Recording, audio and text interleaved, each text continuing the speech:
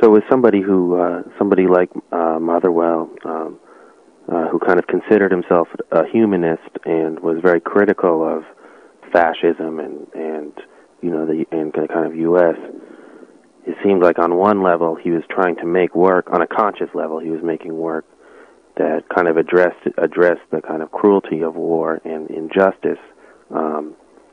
But then on this unconscious level, he's creating these symbols of violence and projecting hatred and this kind of association of black as a kind of negative quality that really perpetuates this much larger sort of global injustice of white racism. So I was wondering, what kind of approaches would you kind of suggest to white people who are trying to break this unconscious activity and trying to find a new language that can that doesn't fall into the same kind of symbolic sort of trappings of white racism in terms of how to kind of go about doing that? Does it require that one kind of renounces being a part of the white race, or what would you suggest? Well, I would say there has to, it's the same thing that I said, the challenge for white behavioral scientists helping people who classify themselves as white face the reality. We are a tiny minority on the planet, and we are genetic recessive to the vast majority of people on the planet Earth, and we have built a system, a total system construct to prevent our genetic annihilation. So, do you see, helping people come to terms with that reality? Like in my training as a psychiatrist, we were taught the role of the psychiatrist is to help people face reality even when they are afraid to do so. Mm-hmm. Do you see? But even the white people who talk about whiteness, mm-hmm. do you see, they will not deal with what the black people have theorized and talked about, what racism, white supremacy is. Do you see? The very same racism prevents them from dealing with what the black people have analyzed. Mm-hmm. And they go off in a tangent and using, zillions of words to talk about white privilege and whiteness. But they will not talk about system of racism, white supremacy, and what is driving that in their own psyche. Mm-hmm. I think what also is sort of groundbreaking or has changed my perspective or has kind of confirmed something that I have kind of suspected is that you really frame racism or this fear of genetic annihilation as the kind of central guiding principle of the way the world is kind of organized. Marxists mm-hmm. tend to put economics first, or, some people like to say, oh, well, it's economics and it's gender and it's race, or it's a tendency towards kind of war, or liking to think of things in terms of binaries of good and evil, or, mm-hmm. Whatever. Mm-hmm. But I think that's a really sort of powerful concept of thinking that really racism is sort of at the core of all those categories of life activity. Right. In other words, what is done is in entertainment, mm-hmm. what is done in politics, what is done in economics or education is a part of the system of racism, white supremacy. You see, that's the, sort of like the power of the sun is what is keeping the planets in motion. The way I had been working before was, I was just kind of sitting in my studio and reading as much as I could. Do you paint, or what do you do? Yeah, I'm a painter. Mm-hmm. And as I was growing up in New York, I was kind of always amazed by black athletes and particularly into sort of black music and hip hop.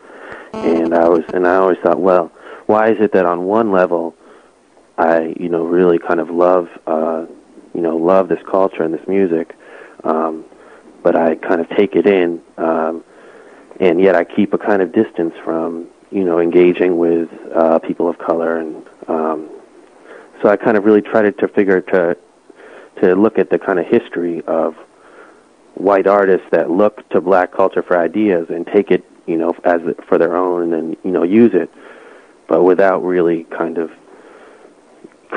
arguing for sort of a broader change in the way this relationship is set up.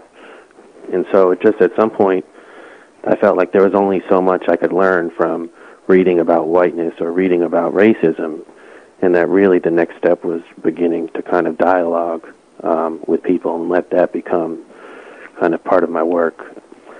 So I continue to paint, and a lot of the paintings I do kind of, I try to address this kind of combination of desire and fear around people of color that, although I'm not proud of it, that I have, and then at the same time try to continue to talk to people who are thinking seriously about racism as an ongoing and major source of injustice in the world, and to develop a kind of archive of those conversations, which this will then be a part of. Well, good luck to you, and as I said, I give you credit certainly for, willingness to try to look at, because it's a deadly process. I find myself in a odd position because, well, on the one hand, like I mentioned to you, I'm part Jewish. I also, on a conscious level,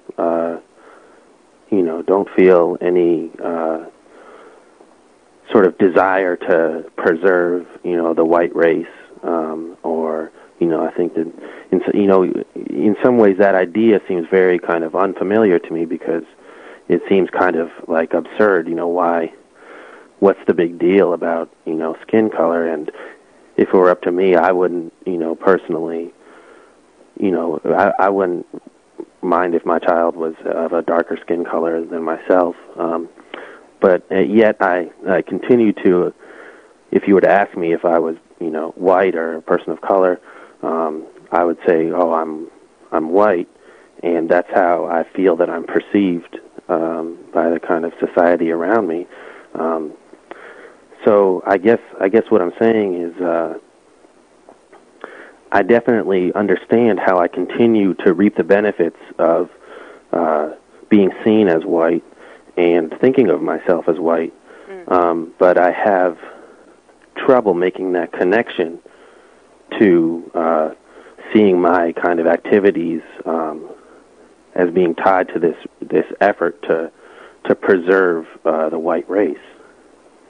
Well, it's because that's not a thought that you are operating with at the conscious level. Mm-hmm. And nor, you might say that for 100% of the other people who classify themselves as white that you relate to. Mm-hmm. Do you see? Which is why the activity can be so destructive because, well, we're not going to look at that. Right. We're not going to think about that. Mm-hmm. Do you see? And then in the meantime, we are going to, a certain percentage of us will call ourselves liberal, well-intentioned. Do you see? And the others who don't, sort of like a good cop, bad cop. Or like I see the Republican Party and the Democratic Party. Those are the two wings of the white supremacy party, so to speak. Do you see? Neither group is interested in undoing the system of racism and white supremacy. Do you see? Because everybody is invested in white genetic survival. Do you see? So when the artists don't, oh no, this doesn't have anything to do with racism. Do you see? That denial is essential to the maintenance of the system itself.